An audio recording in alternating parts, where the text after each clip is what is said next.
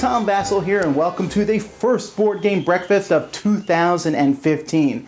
Now I'm very excited today for two reasons. One, because it's 2015, but secondly, the same time that this video has been posted, the Dice Tower Kickstarter has started. Now we'll talk a little bit more about that later on in the Tom Thinks section up here, but the Dice Tower Kickstarter is a way to support the Dice Tower, so we'll have a link in the description of this video. But anyhow, it's time now to get to some news.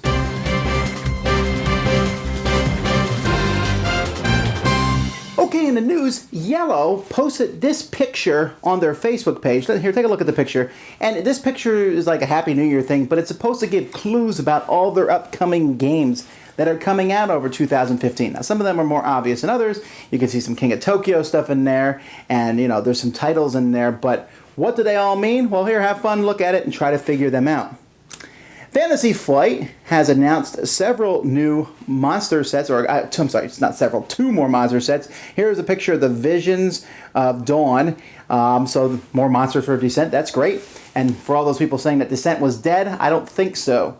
CGE made a calendar for in-house, but they put it up available that you can go download it, which is, I think, a pretty cool thing. So you can check that out here, a link to the calendar. And then Modiphius Entertainment announced Achtung Cthulhu: The Secret War, designed by Kevin Wilson. Now, Kevin Wilson had a hand in the reprint of Arkham Horror, so we know he knows Cthulhu. Will this be a great game? And Z-Man has announced a reprint of Hawaii. I may have reviewed this one in the past, wasn't so fond of it, but apparently, who cares what Vasel thinks, because a lot of people like it, so it's coming back.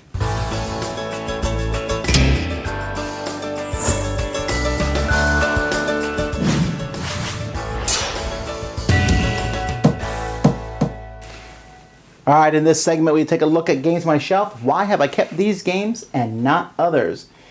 This little game here is Gangsta. This game comes from Chile, which is a trick-taking game. But in this game, you are actually collecting rows and columns, or you're trying to put the cards that you win the trick with, you then place in rows and columns will score points. Really neat. Go watch my review of it.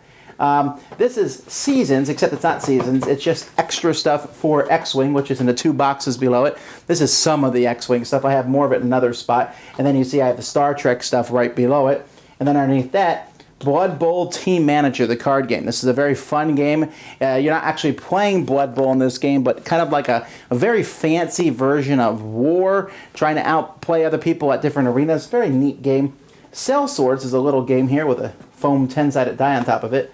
Cell Swords is a game from Level 99, which I just reviewed this year. In fact, I made my top 10 small games. Love this game of placing units down in a grid and trying to beat your opponent. And then finally, Puerto Rico. Say I don't like Euro games? I do like some.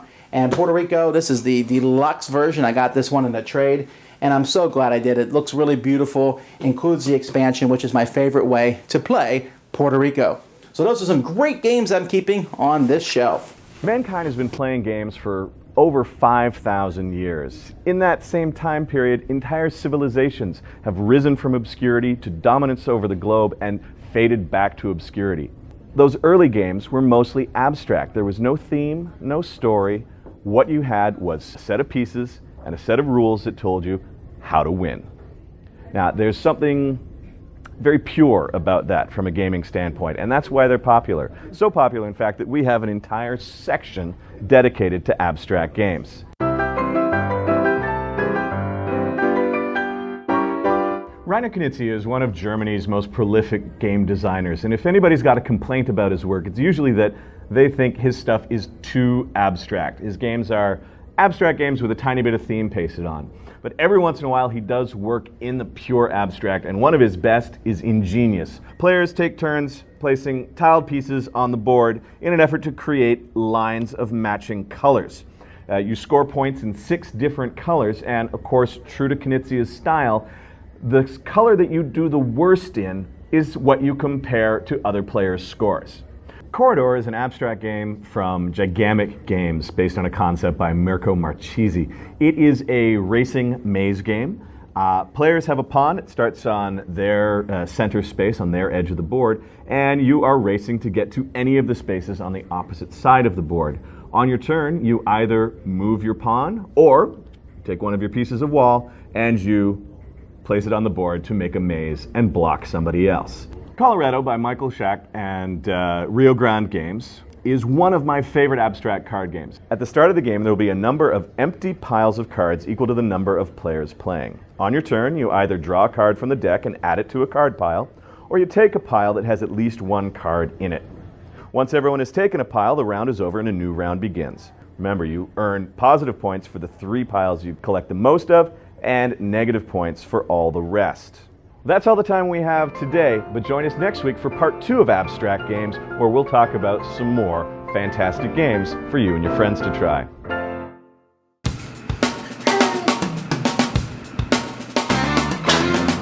Today we're taking a look at an insert for Suburbia, and this is from the Broken Token. And now this includes Suburbia and its expansions. Now this is a really great one. You can see here that all the different tiles are sorted out and nicely come here, and you can separate A, B, and C. And in fact, the game has these things that slide in and out, so I can move these around. And you can see there's room for more tiles in case they come up with another expansion, or if you want to put their new Dice Tower Convention tile, it's coming out in our Kickstarter. There's even a spot here for the bigger tiles that came from the first expansion, and wooden pieces here. And then it comes with a removable box, and these things fit below it. And this removable box, you can slide this box open and put it on the table, and it has the money in it. Keeps it in a very nice container. Overall, this is an incredibly attractive package. I had to bang a few of these pieces together with a mallet, just a few of them, to get them all to fit in. But once it was all done, it fits very nicely in here. Everything closes up well. So you can find this at the Broken Token, and it's for a great game, Suburbia. Okay, so my favorite game would probably have to be Star Wars Epic Duels. It's kind of an older one. I think it's out of print and all that, Milton Bradley. I loved it because you could just mishmash everything from the Star Wars universe, and it had a really clean combat system with this great little card, kind of a little bit of a pressure-locked fighting system. Very elegant, I loved it, and you know, having Boba Fett fight Darth Vader was just awesome, so that'd be for me.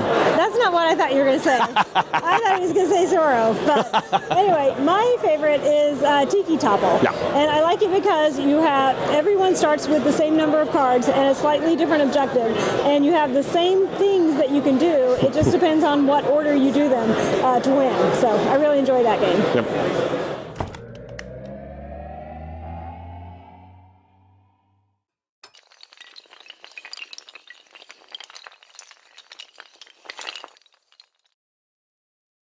Hi, Suzanne here, and I wanted to talk a little bit about the year ahead and share my abbreviated wish list for board game apps in 2015. Tops of my wish list this year are for games like this, or this, or this, to be made into board game apps. What do all these games have in common? They're designed primarily or exclusively for solo play. Let's face it, in spite of all the great pass and play games out there, most of us are probably gaming on our own, on our phones or our tablets, so why not implement the games that are designed for that experience? I think Friday, Onirim, or SOS Titanic would make amazing board game app experiences, so get on it, developers. Last year, topping my wish list for a board game app was the Pathfinder Adventure card game. I would love to be able to play this on my mobile device. And with the news that Paizo partnered with Obsidian to create the app, I was thrilled. Last check, it was due to be released in Q1 of this year, so hopefully within the next few months. But you know how these things can go. Delays for any number of reasons. So on my wish list this year, it's for my Pathfinder Adventure card game app to come out on time, or even sooner. Also on my wish list this year is a good chunky euro to hit device stores. Last year, there were amazing games, but it seemed like they were a little light on some of the heavier board game experiences a lot of us love. Games like Agricola, Caylus, and Le Havre are some of my favorite board game apps to play. So why not a Caverna, or a Brussels 1893, or a Terra Mystica? How awesome would that be? And my bonus wishlist item for this year is that board game app developers really understand the importance of a good tutorial. It's not the same as having the rule book in front of you where you can look at the board and the pieces and move them around. A board game app, you really have to have the rules explained on how to play the game, but also the app explained on how you manipulate things within that world. So please, board game app developers, make your games beautiful, make them fun, and give us a good tutorial. There you have it. That's my very abbreviated app wish list for 2015. What are you hoping for from apps this year? Leave a note in the comments. I'd love to see what you're looking forward to.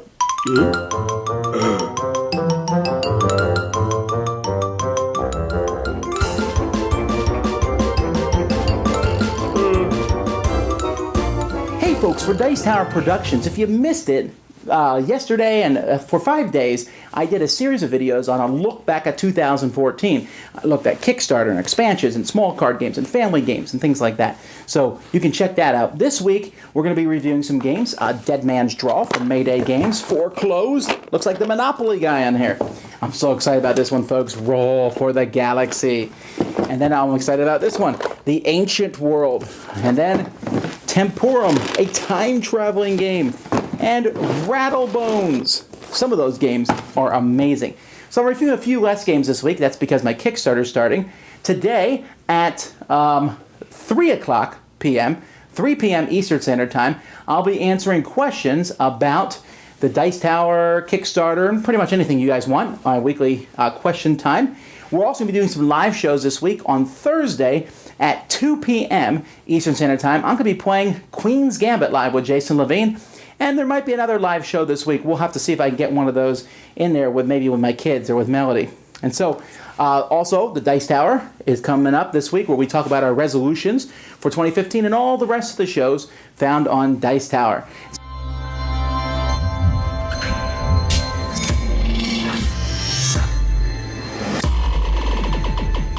Chaz Marler from Pair of Dice Paradise, and I'm here to share with you my obligatory predictions of what's to come in the board gaming world in 2015. Well, actually, that was my original plan. However, everyone else already beat me to it by publicly posting their own predictions last week. Oddly enough, I didn't see that coming. So, since that New Year's cliche has already been taken, I will instead switch to the completely original idea of sharing my 3 board gaming New Year's resolutions with you. New Year's resolutions, the holiday tradition equivalent of sharing slides of your recent tour of a cheese factory. New Year's resolution number 1. Last year, I focused on playing as many different games with as many different people as possible. This year, I hereby resolve to focus on the quality of my gaming experiences instead of the quantity. While last year I focused on making new relationships, this year I will focus on fostering those relationships, even if it means playing fewer games and being choosier about what games I play, where I play them, and how often. Now, will this approach be counterproductive to the gaming group that I host and to my own battles with social anxiety? Well, time will tell. Secondly, after having nearly half of the board game purchases that I made this last year delayed 60 or more days due to pre-order items that got pushed back, including the Machikoro Harbor expansion, pre-ordered back in October, which, due to labor disputes, is still stuck in a shipping container somewhere. My second New Year's resolution for 2015 is that I shall not give in and purchase products on a pre-order basis anymore. Really, no, I mean it. If other people go out and pre-order all the copies of a game before it hits store shelves, causing me to miss out on its initial release, then so be it. The King of New York's and Machikoro Harbor expansions of the world shall not fool me again with their deceptive pre-order trickery. I will, instead, focus on games that have already shipped, arrived, and been stocked on store shelves. Games like Imperial Assault. Yeah, Imperial Assault! Thirdly, I resolve that I absolutely will not give in and purchase Imperial Assault. Really, no, I mean it. As for the reason why, well, that will be the focus of the topic we discuss next time. Until then, did you make any board game New Year's resolutions? If so, let me know what they are, and I'll talk to you next time.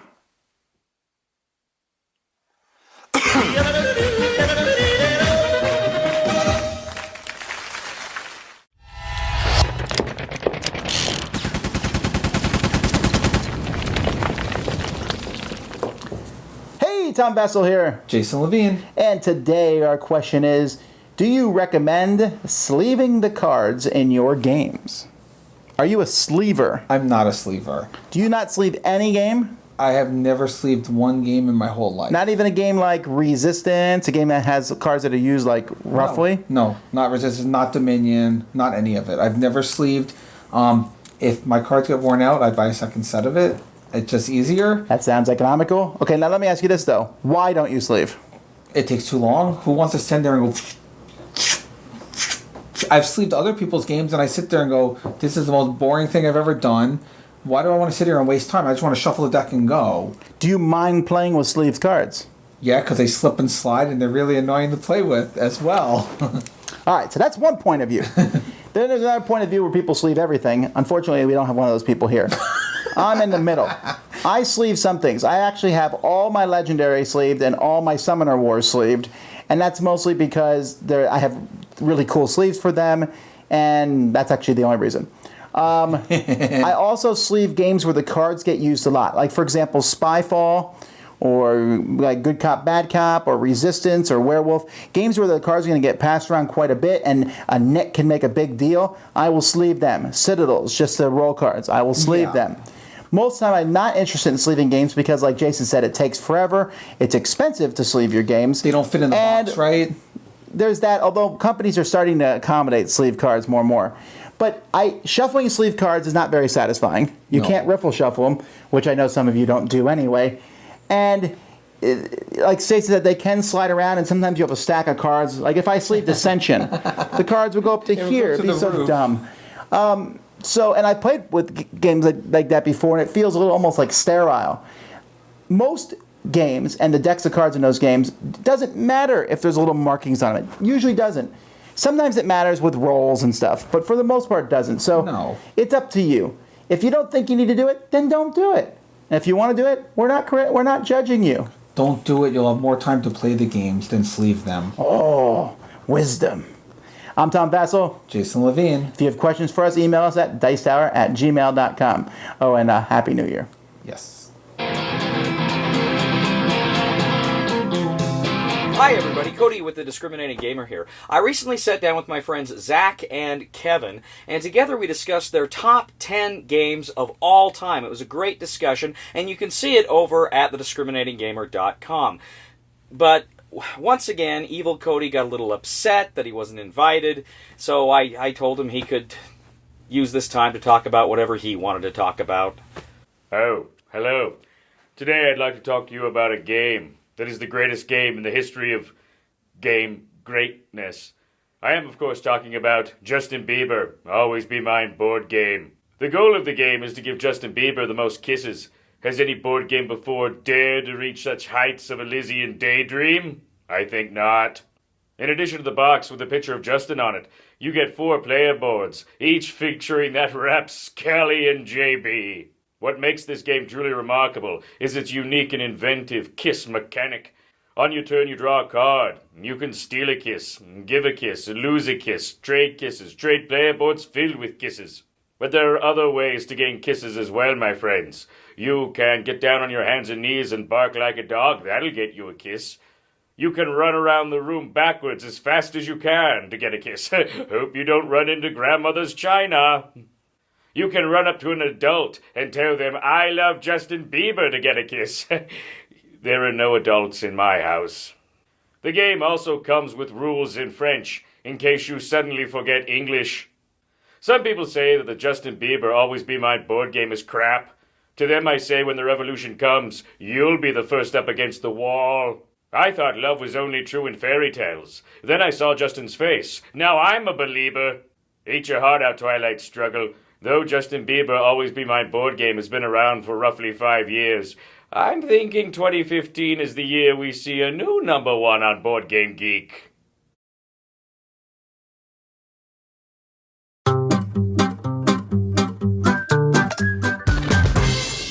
Hey, Tom Thinks here. Tom thinks? This is a... What about a little Z thinks? That's right. I want to think too. Do you not think right now? I think a little bit sometimes. Okay. Hey, folks, I hope that you've been enjoying Board Game Breakfast over the past year, and I'm really excited to talk about our Kickstarter, which was launched the same time this show was launched. All right. Now, the Kickstarter is to support the Dice Tower. We hope that you can enjoy watching these videos for free anytime you want, okay? No one ever has to pay a penny to watch any of our videos or to listen to any of our shows on the Dice Tower. However, maybe you do want to support us. The Kickstarter is a good way to do so. The Kickstarter allows us to raise money, which the money goes to paying me, to buying equipment, to paying different people like the webmaster and Eric Summer does a lot of work on the audio podcast and just web space hosting. There's a lot of costs involved in this, and the money that we got last year, a good portion of that money went to the cost of the show. Right. So the Kickstarter's up right now, and that's very exciting. But I'm still kind of confused as to why you're here. Because if we hit 100,000, the stretch goal at 100,000 on the Kickstarter, Z. Garcia, I'm going to be working with this guy to make the Dice Tower even better. 4. What's that? 4, not with. Not with the Dice Tower? For the Dice Tower? That's true. No, Z will be working with me. I'm going to be helping him with a lot of stuff, actually. I'm going to be helping him with on-site coverage at conventions and such. I'm going to be helping him with reviews. I'm going to be helping him by taking over the social media for the Dice Tower and making sure that front has a lot of activity, and is very alive. I'm going to, Tom, I've heard this, there's this show you have, Board Game Breakfast, I think it's called. Is this like real meta because we're on the show talking about it? I've heard it's very popular, and if I'm working for the Dice Tower, I think I'm going to start my own sister show for the Dice Tower called Board Game Blender. Oh, we're going to see which show gets better numbers. So I'm going to be doing that as well, and a lot of other things. We're going to have more live gaming that we're going to be planning very well and in advance, and trying to bring the audience into those so we can have more interaction with you guys, the viewers, make sure we bring you into the fold and make you feel like, like part of the family here, which is ultimately, a big part of something like this. I'm really excited. We have some really cool custom promo cards, some that were made specifically for us. Oh, yeah. That's some really neat things, and more will be coming. We also have some really nice dice towers and some card holders and coasters and 10-sided dice, and that's cool. Great. If you guys support us, that's some great stuff that we can get to you. I would ask you to consider, that stuff does cost us money though. So let's say, we'll just make up numbers here. Let's say this cost me $5 and a pledge of 20. That means we only get 15 of that pledge plus 10%, which goes to Kickstarter. Mm-hmm. But if you pledge above and beyond that, just pledge whatever you think the Dice Tower is worth. Have we helped you at all? Have we entertained? Are you not entertained? Anyhow, sorry. No, but if so, consider supporting us. There's a lot of pledge levels that don't have physical stuff. Like we might send you a Christmas card, or you'll see different pledge levels pop up over the course of the campaign. But I'm really excited about it. 2014 was by far the best year we've ever had. Yep. Ever. It was amazing. And we met so many of you at conventions, and it was such a great year. I cannot wait to see what 2015 holds. I think it'll be the best year yet. I am right there with you. I think this is going to be a flagship year for the Dice Tower, and with your help, we can make that happen. Spread the word, tweet it, put it on Facebook, tell everyone you know about our Kickstarter. Really, we're not going to spend the whole year asking for money. This is just the one time a year where we push this, and you won't even see it in every Tom Thinks this month. But I just wanted to remind you guys about that. We appreciate you watching.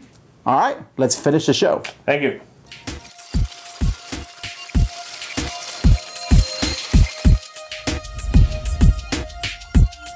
Greetings, friends of the internet. If you're like me, and chances are that you are, you spend a good deal of time on Board Game Arena. A recent and extremely popular addition to the arena, as it's called on the street, is Hanabi. The 2013 Spiel des Jahres winner, Hanabi is a cooperative game where you replicate the feeling of creating a magnificent fireworks display. It introduced one of the most, if not the most, simple yet creative mechanics ever. Everyone else can see your hand, but you can't see your own. You have to play your cards based on clues you get from your teammates, taking it on faith that they will indicate to you what's best to discard and what's best to play and what's best to hold on to. A common tactic used to accomplish this is called finessing. Finessing is a way of getting information from your teammates without actually having to spend clues to get it. The principle is that unless you have been given information about a card, the less likely it is that it's useful. If you had a 1 that could be played or a 5 that must be kept, your teammates will tell you that. So if you haven't learned anything about a card, it's probably safe to discard. Since new cards tend to come in on the left side of your hand, and older cards get moved to the right, another term for finessing is play left, discard right.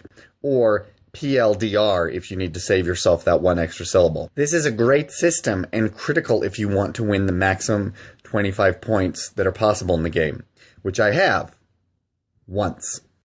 However, finessing is not the end-all be-all of the game. I have seen people cling to PLDR and thrown away good cards because they're spending so much energy trying to be clever when they needed to just settle for being smart. The phrase I'm reminded of in all of this is where Captain Barbossa says in Pirates of the Caribbean that the Pirate's Code is more what you'd call a guideline than actual rules. Or what you call guidelines than actual... Yeah, I just said that. So enjoy Hanabi. Learn the principle of finessing without being bound by it, and victory will be yours. And that's it for this time, folks. Once again, I appreciate you guys watching us for a year. We hope that this year will be fantastic. I am so excited to get these things done. These live sessions we've been doing for the past couple weeks have been super great. I'm glad you guys enjoyed them. Look for more of them. Until next time, I'm Tom Vasel, and you've been watching Board Game Breakfast. Thanks for watching Board Game Breakfast. Tune in each week for your daily dose of gaming goodness with Tom Vasel and all the gang. Until next time, I'm Eric Summerer, and you've been watching Board Game Breakfast, a Dice Tower production, sponsored by Cool Stuff Inc., an amazing place to buy board games. Cool stuff in stock at coolstuffinc.com.